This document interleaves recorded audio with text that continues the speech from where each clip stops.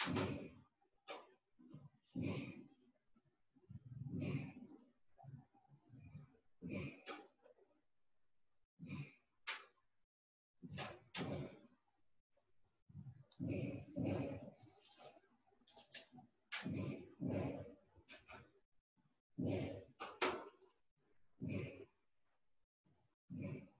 आहे, स्क्रीन दिसते सगळ्यांना?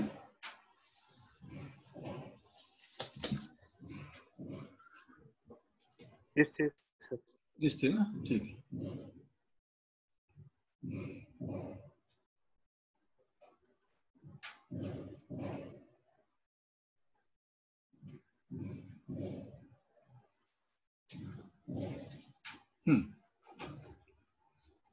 आता तेच सांगितलं आपण की बाबा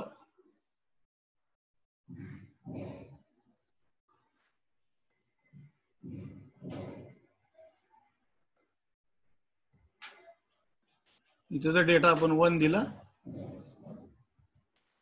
तर इथं आपल्याला 1च मिळतो आणि ट्राय स्टेट बफर जर ऍक्टिव्ह असेल तर त्याच्या आउटपुटला सुद्धा आपल्याला 1च मिळतो. Correct? This is what we get.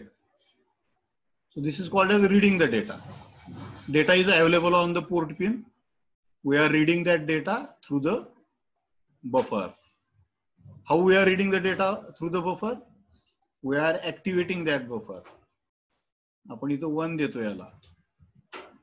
1 दिल्यामुळं हा ऍक्टिव्ह स्टेट मध्ये गेला. बफर ऍक्टिव्ह झालेला आहे. आणि बफर ऍक्टिव्ह झाल्यामुळं हा जो काही डेटा आहे हा आपल्या इंटरनल डेटा बस पर्यंत पोहोचतो.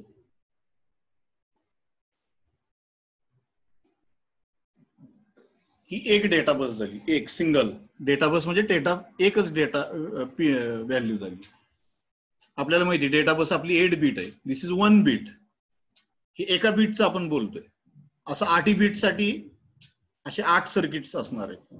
प्रत्येक पिनच्या मागं आपल्याला माहिती पोर्ट 0, पोर्ट 1, पोर्ट 2, पोर्ट 3 प्रत्येकाला 8 पिन आहेत. प्रत्येक पोर्टला 8 पिन्स आहेत. आपण फक्त एका पिनचं सर्किट डिस्कस करतोय. हेच लॉजिक सगळ्या पिन्सला लागू आहे. कुठल्या कुठल्या? पोर्ट 0, पोर्ट 1, पोर्ट 2, पोर्ट 3 सगळीकडे हेच लॉजिक जवळपास लागू आहे. काही फक्त आपण पोर्ट 0 आणि पोर्ट 2 आणि पोर्ट 3 जे आहे हे 3 जे पोर्ट्स आहेत हे ड्युअल फंक्शन पोर्ट आहेत. पोर्ट 3 तर मल्टी फंक्शनल आहे. पोर्ट 0 आणि पोर्ट 2 आहे ते ड्युअल फंक्शन आहे. तर ड्युअल फंक्शन्स कसे ऍक्टिव्हेट केले जातात त्याच्यासाठी थोडासा डायग्राम थोडासा चेंज होतो, तो पण आपण डिस्कस करणार. म्हणजे आपल्याला जर पोर्ट 0 आणि पोर्ट 2 सिंपल आयओ म्हणून वापरायचं असेल, सिंपल इनपुट आउटपुट पोर्ट म्हणून वापरायचं असेल तर काय करायचं. आणि जर आपल्याला तेच पोर्ट डेटा बस आणि ऍड्रेस बस म्हणून वापरायचं असेल तर कसं. तर त्यासाठी ड्युअल फंक्शन्स आहेत. ठीक आहे, ते ड्युअल फंक्शन्स कसे ऍक्टिव्हेट केले जातात ते आपण बघू नंतर. हा सध्याचा जो डायग्राम आहे हा simple IO port. You can say this diagram is for port 1. This diagram is of port 1 because port 1 is simple input output port. Correct? Yeah. If your data is 0, no problem. If your data is 0, कोण port pin वर आपण जर 0 data दिला तर हा 0 data इथं appear होईल. ह्याच्या ट्राय स्टेट बफरच्या इथं. आणि हेच आउटपुट आपल्याला इथं मिळेल बफरच्या आउटपुटला 0 ला 0. करेक्ट? जर तुम्ही पोर्ट पिनला 0 डेटा दिला तर हा 0 बफरच्या ट्राय स्टेट बफरच्या इनपुटला मिळेल. बफर जर ऍक्टिव्हेट असेल तर हे 0 आउटपुटला मिळेल आणि हे 0 या बसच्या मार्फत इंटरनल बसच्या मार्फत डेटा बसच्या मार्फत रीड केलं जाईल. So in this way the complete action takes place. So the same pin I can use it as output pin. जर मला डेटा बाहेर टाकायचा असेल, बाहेर पाठवायचा असेल तर तिथे मी 1 0 डेटा देऊ शकतो. किंवा मला बाहेरचा डेटा रीड करायचा असेल तर बाहेरचा डेटा पण मी रीड करू शकतो. Very easily. ओके, डेटा बाहेर पाठवताना बफर्सची गरज नाही आपल्याला, बफरचा उपयोग होत नाही. आपण जो काही डेटा लॅचला देऊ डी टाईप फ्लिप फ्लॉपला, तोच डेटा तुम्हाला आउटपुट पिनवर मिळेल. तिथं बफरचा रोल नाहीये. बफरचा रोल कधी येतो? जर तुम्हाला रीड करायचा असेल डेटा, तर पिनवर डेटा आहे आणि तो डेटा रीड करायचा आहे तुम्हाला, तर तो डेटा रीड करण्यासाठी मात्र तुम्हाला बफर्सची आवश्यकता पडते. करेक्ट. इथं अजून एक बफर आहे. हे खालचं बफर झालं पिन रीड करण्यासाठी. वर अजून एक बफर दिसतंय तुम्हाला, B2, बफर 2. हे बफर 2 कशासाठी? तर लॅच रीड करण्यासाठी, पिन नाही. पिनचा डेटा रीड करत नाही आपण, लॅचचा डेटा रीड करण्यासाठी. येते का लक्षात? लॅचचा डेटा आणि पिनचा डेटा वेगवेगळा आहे. समजा हे पिन मी इनपुट म्हणून वापरत असेल, ठीक आहे, आणि मला या लॅचवर सध्या काय डेटा आहे, लॅचच्या आउटपुटवर काय डेटा आहे हे बघायचं असेल, ठीक आहे, तर मी फक्त लॅच रीड करू शकतो. पिन रीड करणं वेगळं आणि लॅच रीड करणं वेगळं. पिन रीड म्हणजे पिन वरचा डेटा रीड करणं, आणि लॅच रीड करणं म्हणजे लॅच वरचा डेटा रीड करणं. Okay, so I can activate this buffer. त्यासाठी इन्स्ट्रक्शन वेगवेगळे, हे लक्षात ठेवा. पिनचा डेटा रीड करायचा असेल तर इन्स्ट्रक्शन वेगळं राहणार, लॅचचा डेटा रीड करायचा असेल तर इन्स्ट्रक्शन वेगळं राहणार. मायक्रो कंट्रोलरला इन्स्ट्रक्शन कुठलं आहे याच्यावरनं कळणार की तुम्हाला पिनचा डेटा रीड करायचा आहे का लॅचचा डेटा रीड करायचा. ओके, दोन्हीसाठी वेगवेगळे इन्स्ट्रक्शन्स आहेत. ज्यावेळेस आपण इन्स्ट्रक्शन सेट बघू 8051चा, त्यावेळेस आपण लॅचचा डेटा कसा रीड करायचा आणि पिनचा डेटा कसा रीड करायचा हे आपण त्यावेळेस डिस्कस करू, कुठलं इन्स्ट्रक्शन त्यासाठी लागतं. Okay, so till the time being you just remember that there are two buffers, one buffer for reading the data on the pin and one buffer for reading the data on the latch. कुणाला काही doubt असेल तर विचारा आत्ताच.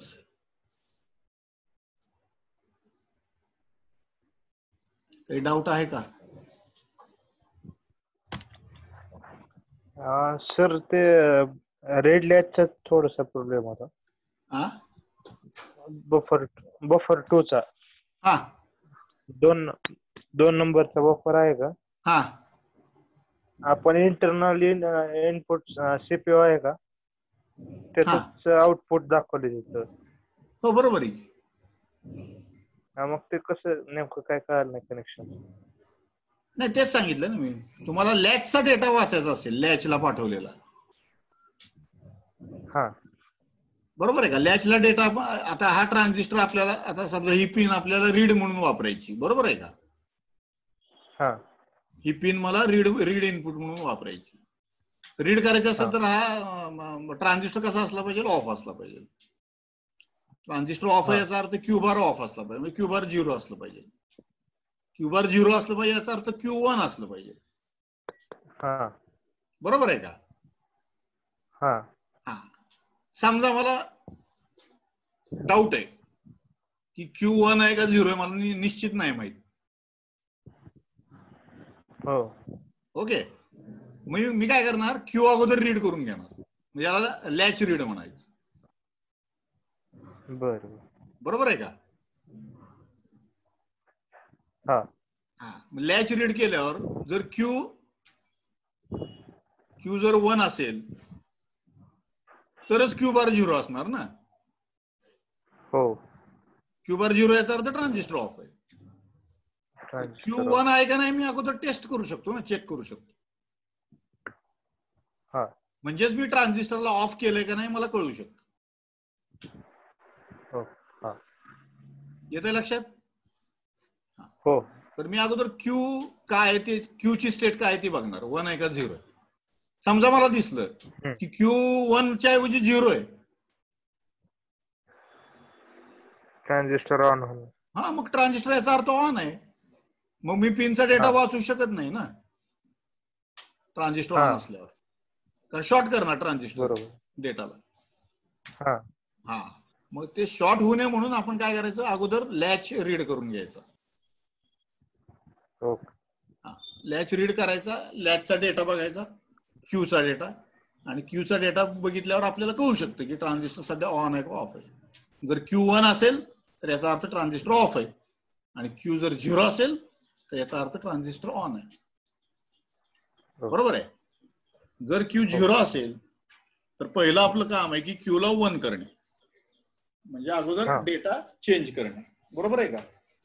लॅचचा लॅचचा जे data change केल्यावर मगच transistor तुम्ही ऑफ करू शकता. So it is just for testing the condition of the latch. तुमचा लॅच सध्या 1 आहे का 0 हे टेस्ट करण्यासाठी आपण हे रीड लॅच हा कन्सेप्ट वापरलेला आहे. So reading the latch output, that is Q output, is different, and reading the pin is different. Correct? In both the cases, read control signal will be generated. दोन्ही केस मध्ये read control सिग्नलच वापरला जातो, परंतु एका वेळेस त्याला रीड पिन म्हटलं जातं आणि दुसऱ्या वेळेस त्याला रीड लॅच म्हटलं जातं. कंट्रोल सिग्नल एकच आहे, दोन्ही रीडिंगच आहे. बरोबर आहे. तर आता तुमच्या डोक्यात प्रश्न येईल की रीड पिन कधी सिग्नल जनरेट होईल आणि रीड लॅच कधी सिग्नल जनरेट होईल. तर तुम्ही कुठलं इन्स्ट्रक्शन वापरताय, लॅच रीड करण्यासाठीचं इन्स्ट्रक्शन वापरताय का पिन रीड करण्यासाठीचं इन्स्ट्रक्शन वापरताय, याच्यावर ठरणार की रीड पिन सिग्नल जनरेट होईल का रीड लॅच सिग्नल जनरेट होईल. ठीक आहे. तुमचं जर इन्स्ट्रक्शन लॅच रीड करण्याचं असेल तर read latch control signal generate होईल. तुमचं जर इन्स्ट्रक्शन पिन रीड करण्यासाठी असेल तर read pin control signal generate होईल. येतं लक्षात. हो. In this way these two different operations are there, reading the latch and reading the pin. Reading latch is different, reading pin is different. Okay.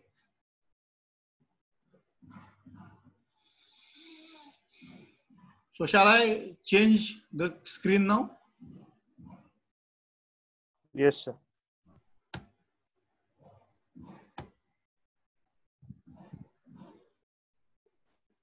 Sir.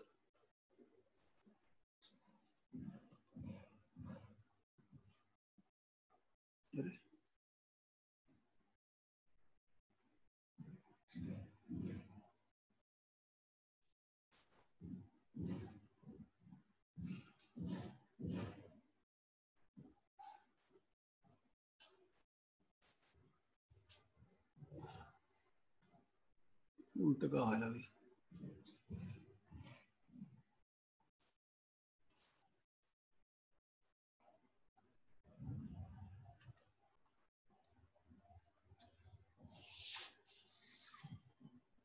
एक minute, हे change होईना.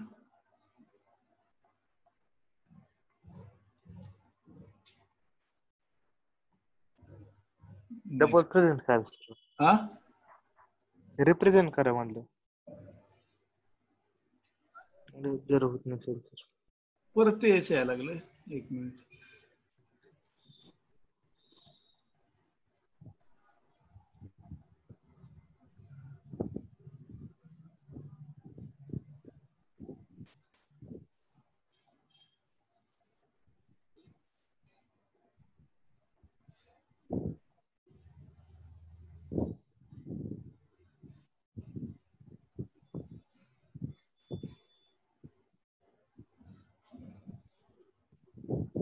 एक minute, मी screen stop करतोय,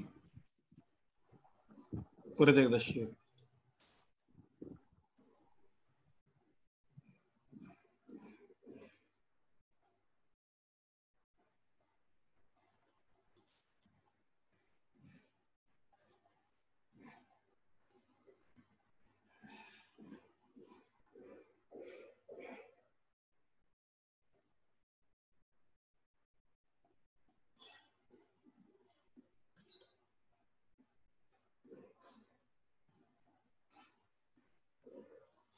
screen दिसते का? हा दिसते sir. दिसते ना? हा, ओके. क्लिअर झाली आता.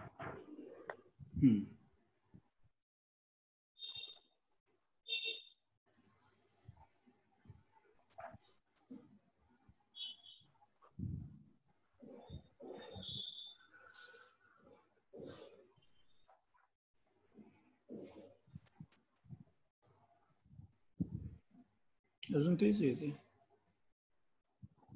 हा पहिलंच येते अजून. एकदा अंडो करून बघा बरं एकदा.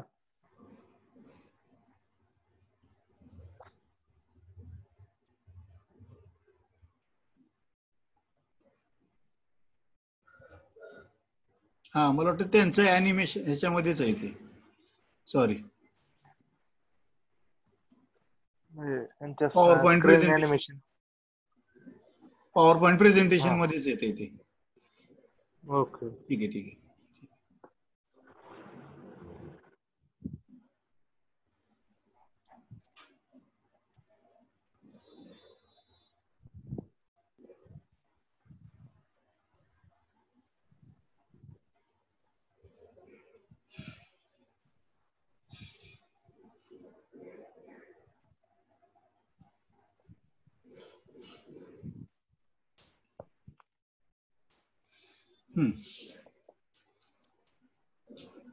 तर इथं तुम्हाला डायग्राम्स दिसत आहेत सगळे.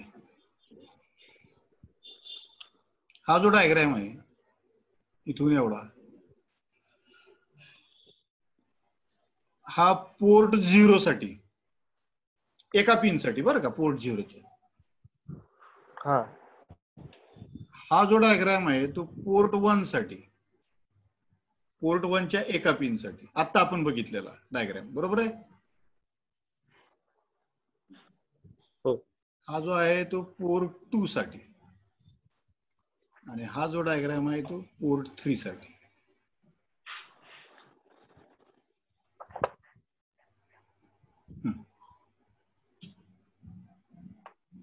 ओके.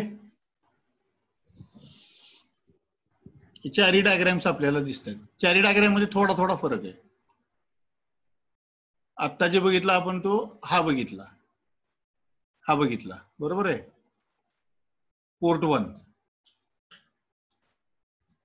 हा पूर्ण डायग्राम आपण बघितला आता. आता पोर्ट 0 आणि पोर्ट 2 सारखेच आहेत बघा. पोर्ट 0 आणि पोर्ट 2 दोन्हीचे डायग्राम्स बघा तुम्ही, जवळजवळ सारखेत. थोडासा फरक आहे एका दुसरा, नाहीतर जवळजवळ सारखेत. करेक्ट.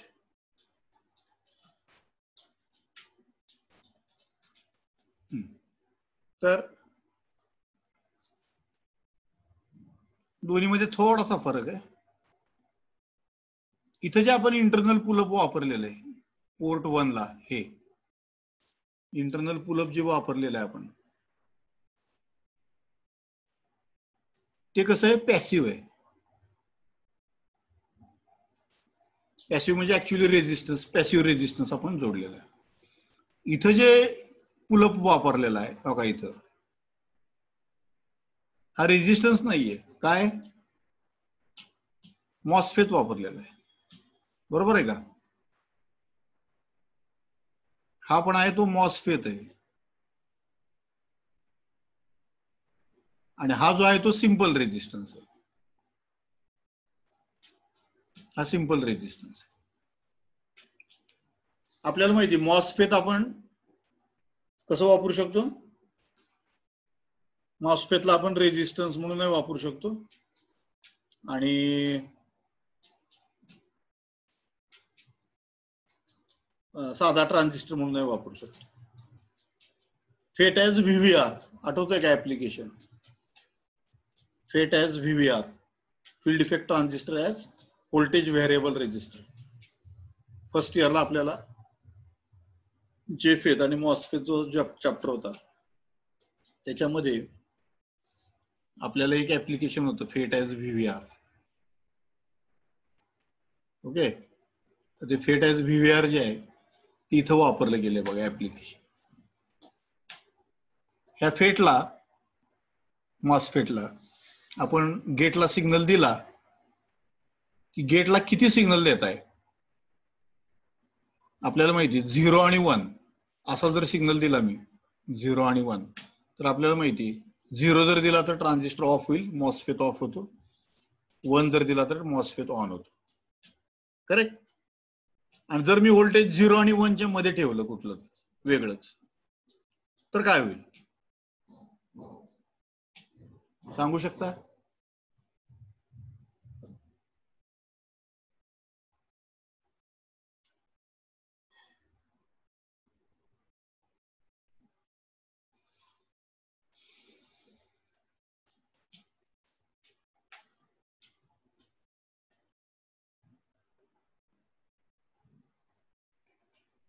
सांगू शकता का?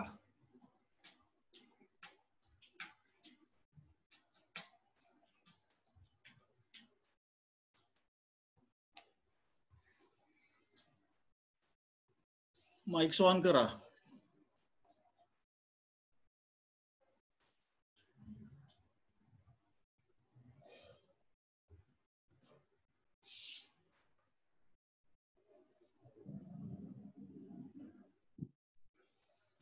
चालते.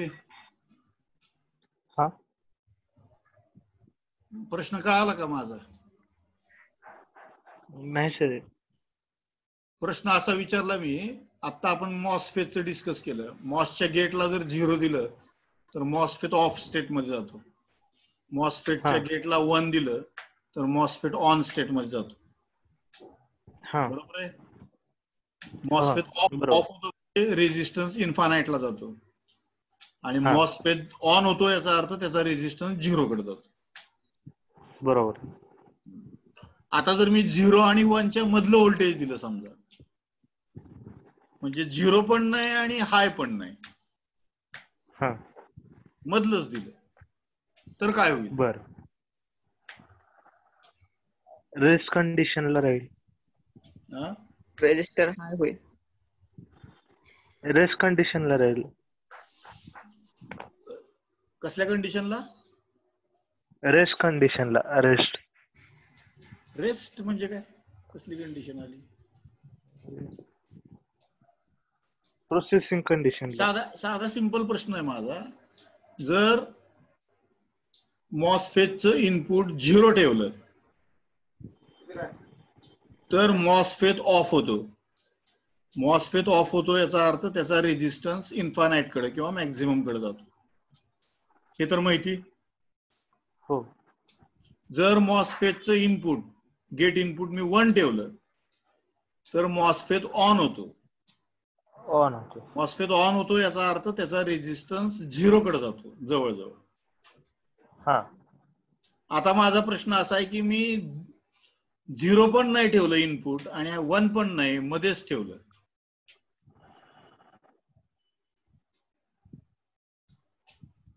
झिरो म्हणजे 0 व्होल्ट, 1 म्हणजे व्हीसीसी. बरोबर आहे. समजा व्हीसीसी 5 व्होल्ट आहे, मी 0 आणि 5 च्या मधलं 2.5 व्होल्ट ठेवलं समजा इनपुट मॉसफेट, तर काय होईल? ऑन होईल. रेजिस्टर मॅक्झिमम कडे जाते. रेझिस्टन्स किती राहील?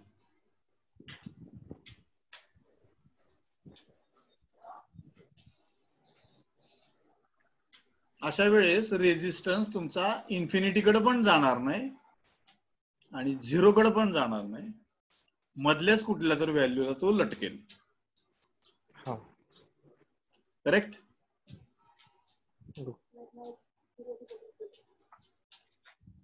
जर तुम्ही मॉसफेटचं इनपुट 0 कडनं व्हीसीसी कडे ड्राईव्ह करत नेलं, वाढवत नेलं इनपुट, तर तुम्हाला काय दिसेल? मॉसफेटचा रेझिस्टन्स इन्फिनिटी कडनं 0 कडे यायला चालू होईल. ज्यावेळेस तुम्ही इनपुट 0 कडनं व्हीसीसी कडे नेताल त्यावेळेस मॉसफेटचा रेझिस्टन्स इन्फिनिटी कडनं 0 कडे ट्रॅव्हल करायला लागेल. येते का लक्षात? हा. यालाच म्हणतात व्होल्टेज व्हेरिएबल रेजिस्टन्स. इनपुटचं व्होल्टेज 0 कडनं व्हीसीसी कडे न्यायला लागलो आपण की मॉसफेटचा रेजिस्टन्स इन्फिनिटी कडनं 0 कडे जायला सुरुवात होते. म्हणजे मॅक्झिमम कडनं मिनिमम कडे जायला चालू होते. याचा अर्थच रेजिस्टन्स किती असणार हे कशावर डिपेंडेंट आहे? तर तुमचं इनपुट किती त्याच्यावर डिपेंडेंट आहे. समजा इनपुट मी 1 व्होल्ट ठेवलं. इनपुट 0 असताना रेजिस्टन्स इन्फिनिटी, इनपुट 1 असताना आता इन्फिनिटी नाही राहणार, थोडासा कमी होणार रेजिस्टन्स, इन्फिनिटी पेक्षा कमी होणार किंवा मॅक्झिमम व्हॅल्यू पेक्षा थोडासा कमी होणार. इनपुट 2 ठेवलं अजून कमी होणार रेजिस्टन्स. इनपुट 3 ठेवलं अजून कमी होणार. इनपुट 4 ठेवलं अजून कमी होणार. आणि इनपुट 5 व्हीसीसी ठेवलं तर मिनिममला जाणार. Correct?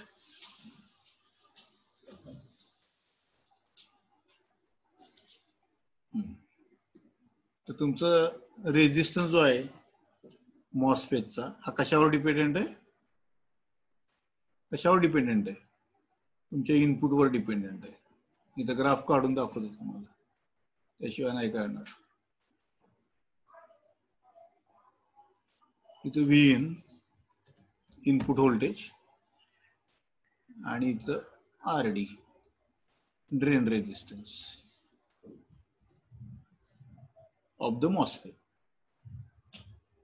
When the input is 0, इथे 0 इनपुट आहे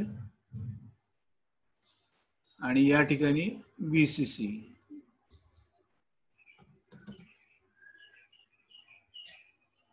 ज्यावेळेस इनपुट 0 असेल त्यावेळेस रेजिस्टन्स मॅक्झिममला असेल.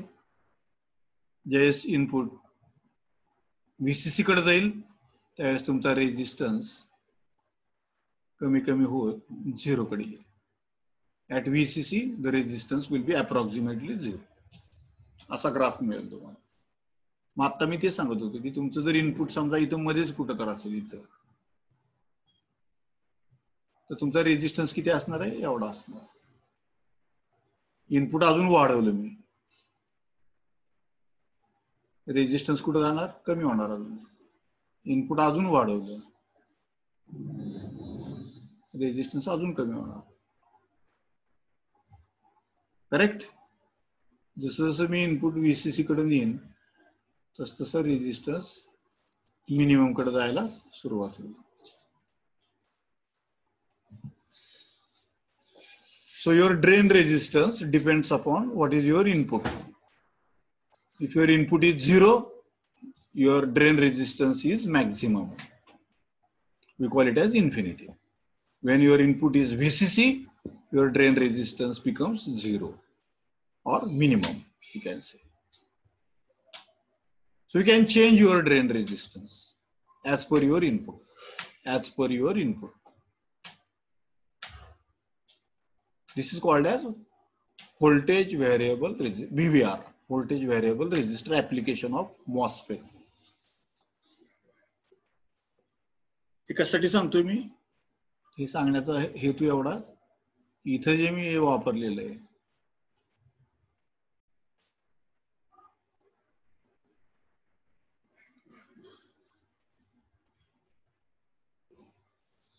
इथं जो मी ट्रान्झिस्टर वापरलेला आहे हा ट्रान्झिस्टर काय म्हणून वापरलाय आपण? तर VVR म्हणून वापरलेला आहे. काय म्हणून वापरलेला आहे? As a VVR. We are using this transistor as a VVR. जिथं इथं कंट्रोल, आता इथं पण बघा तुम्हाला हे सुद्धा VVR म्हणूनच वापरलेलं आहे.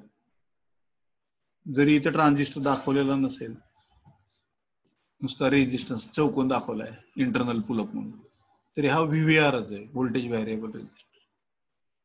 इथं मात्र हे दोन्ही रेजिस्टन्सेस कुठले?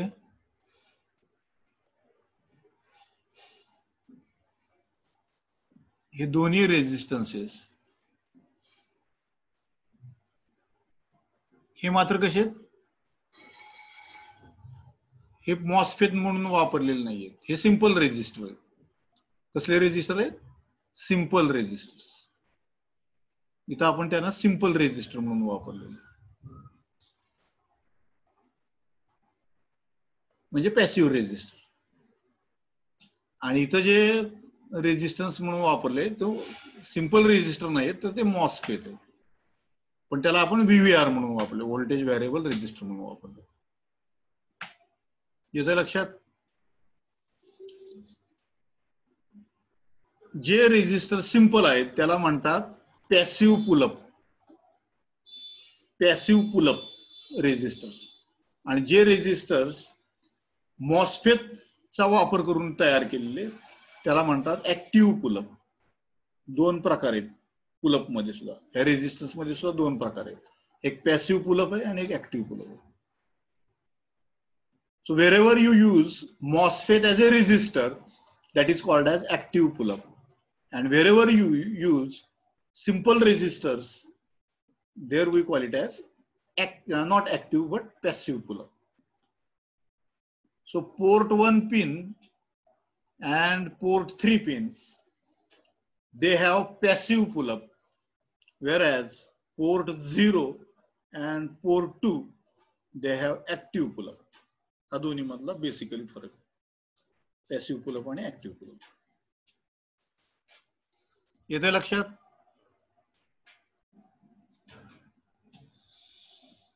Okay, so we shall stop here. पुढच्या वेळेस आपण परत हे चारही सर्किट डिस्कस करणार आहे. त्यातलं पहिलं पोर्ट 1 चं आपण डिस्कस केलेलंच आहे, पोर्ट 0, पोर्ट 2 अँड पोर्ट 3. हे तिन्ही सर्किट्स आपण परत एकदा डिस्कस करणार आहे. याला अल्टरनेट फंक्शन सुद्धा आहे. आपल्याला माहिती पोर्ट 0 आणि पोर्ट 2 हे ड्युअल फंक्शन आहे. तुम्ही सिंपल आयओ पोर्ट म्हणूनही वापरू शकता आणि डेटा बस ऍड्रेस बस म्हणून सुद्धा त्याला वापरू शकता. ठीक आहे, सिंपल आयओ असेल तर आपल्याला माहिती सिंपल आयओ कसं वापरलं जातं, पण डेटा बस आणि ऍड्रेस बस म्हणून वापरायचं असेल तर काय करावं लागतं ते आपल्याला माहिती, ते आपण माहिती करू नंतर. पोर्ट 3 जे आहे हे मात्र मल्टी फंक्शनल पोर्ट आहे, त्याच्यामुळं त्याचं आपण सेपरेटली डिस्कस करू. So in this way we have finished some part of the internal architecture of the microcontroller. So I will stop sharing. I will end the meeting.